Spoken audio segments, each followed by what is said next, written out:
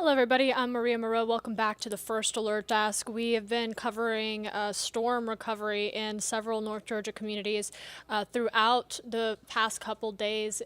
Just earlier, we took you to a press conference from Governor Kemp and local officials detailing how an EF1 tornado touched down in Milledgeville, and that community just devastated, picking up the pieces of a torn apart town.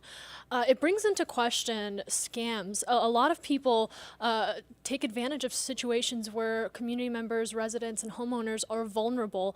And oftentimes, as you'll hear from the BBB, this can come at a time when a natural disaster strikes, like the tornadoes and severe weather that we saw earlier in the weekend and into Monday morning. Now, I want to have that conversation with you all today, and to help me out here, I'm bringing in consumer expert Simone Williams with the Better Business Bureau of Atlanta, Northern Georgia. I just want to talk about this because so many people fall victim to what's known as natural disaster fraud, or as we know as storm chaser scams.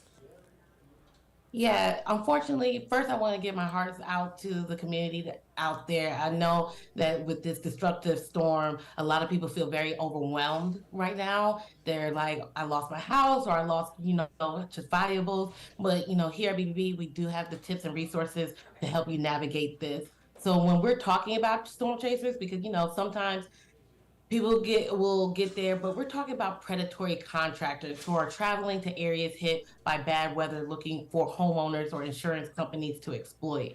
In 2021, we received over 2,000 complaints about storm related repairs. So it happens all the time, especially during natural disasters. As I was navigating myself through the BBB website and learning more about this, they target people in many different ways. It isn't just one thing to look out for. So I thought what we could do here today, we identified that oftentimes these are out of town, just new in the area contractors that prey upon vulnerable residents. And what are some things that consumers can do to identify a contractor? And then later we'll get into some ways that they can go about reporting a potential scam, really. Absolutely. So your best bet is to ask for identification from any individual that's going door to door.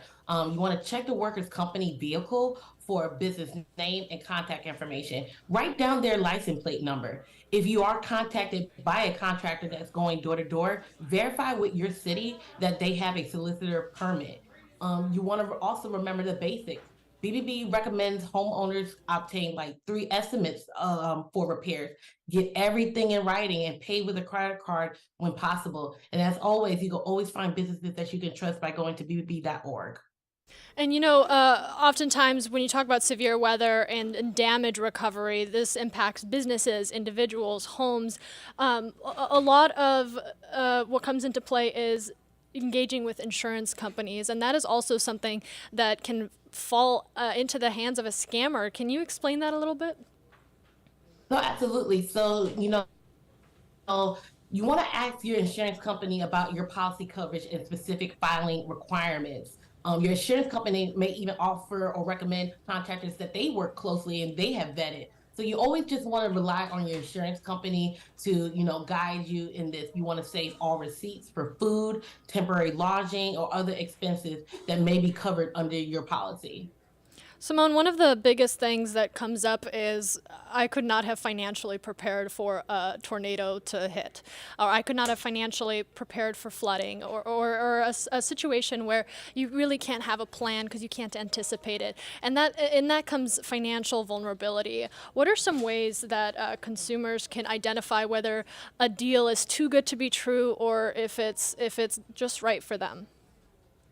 Again, like I said, you want to obtain at least 3 estimates because, that first estimate is like too good to be true. The second estimate is, you find out that it's an average, and the third is just that sweet spot. So you always want to, obtain 3 estimates. You also want to ask family and friends if they use that contractor. Does this seem familiar? And again, I always tell people rely on the insurance company. They will direct them to say, "Hey, this is what's covered under your policy. Here's the contractor that we recommend that you should use." But I also just tell people resist high pressure sales. Some storm chasers use tactics such as this will be the only good deal if you hire the contractor right now. But sometimes unscrupulous contractors will also offer deals to repair things that they have from leftover material. So victims should never feel like they have to make hasty decisions right then and there. And let's say that you did trust a contractor and you let them into your home, and now you're starting to see all kinds of problems. What are some things that homeowners can do to just make sure that the person that they're letting into their home has their best interest? Again, vet them by going to BBB.org. Look them up, see what type of reviews or what type of complaint that this contractor has. Ask your family and friends. It's just you have to do your due diligence. I understand that this could be an overwhelming situation, but you have to make sure that you are putting yourself first and using good judgment. I also just want to say that you don't ever want to sign your insurance checks over to contractors. You want to obtain an invoice from that contractor and pay them directly using your credit card. You don't want to sign any documents that give a contractor any rights to your insurance claims. That's another way of, if the contractor is saying, well, just give me what your insurance is going to give you and I'll just repair everything. You don't want to do that. You don't want to hand off your insurance claim. If you have any questions, you want to contact your insurance company or an agent. Natural disasters, flooding, fires, tornadoes, they often don't discriminate against their victims. But are there certain groups of people or types of people that these storm chasers pursue? I mean, storms don't have like a hit list. They don't say, "Oh, I'm just going to attack, seniors, or I'm just going to attack, single families." It's just, they're going after anyone. They're going to go after people that they look like they're overwhelmed. They look like they're just not going to, follow up on the red flags that they feel. And especially, and I just say it goes for any homeowner, renter, is that these scrupulous subcontractors, what they'll do is they'll go into spaces that you can't go yourself. So it's just one of those things that use your gut instinct, rely on BBB.org, and just follow up with what your insurance claim or your insurance agent recommends. I know you guys Because are. they're going after everybody. That is very well said. I know you guys are doing such a hard job in making sure that you're looking out for these scams and connecting with people who might find themselves in these vulnerable situations. One of the great tools that is available on your website is the BBB Scam Tracker, and I wanted to talk a little bit more about that because that is a fantastic way to both identify a potential scam and also report one if you're suspecting that you might be falling victim to a scam. Absolutely. And on our scam tracker, which you can find on bbb.org, you can actually type in the name of the business, their contact information, whether that's a phone number or an email address, and see if anyone else reported that contractor. I always tell people if you can see reviews, but also take a look at the scam tracker. See that if they come up and they're, you're just questioning certain things. So I always encourage people just to go to that scam tracker because people who reported it, we vetted, we're making sure that something did happen. And it's just another tool to use to just, put in your resource toolbox. And Simone, I know so many of our hearts go out to the people out in Milledgeville, Spalding, Troup County, and these communities that are just going to have months and months of recovery ahead for them. Any final thoughts from you, some final tips that you just want these victims or possibly loved ones of these victims in the community to keep in mind?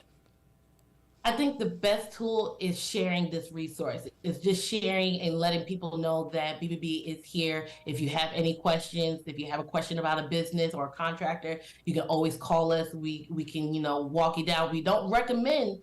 We just say, hey, use your best judgment and excuse me, use your best judgment and go from there. But yes, BBB is here.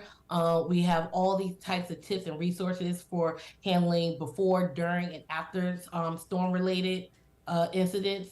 But yeah, our hearts go out to those people. Yeah, absolutely. And speaking of that, those resources, we have a full link on our website leading to the BBB where you can find more resources. Again, before a storm strikes, during and after, this is also a good time to talk about preparing for the potential of a natural disaster. So we did include that link as well as a link to the BBB Scam Tracker so that you and a loved one can share that information and make sure you guys are staying safe. Simone, I want to thank you so much for your time and expertise and just this such crucial and life-saving information. Thank you.